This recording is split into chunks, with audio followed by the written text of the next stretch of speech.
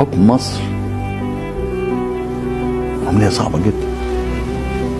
عندك موارد محدودة، عندك سكان كتير، عندك متطلبات شعب كتير.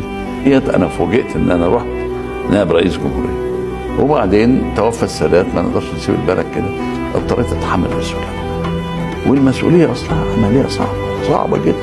أنا رئيس جمهورية في مصر ما هوش مواطن يقدر يتفسح في الشارع ولا حاجة. لا ينسى الموضوع ده خالص. أنا دلوقتي ما أعرفش الشوارع.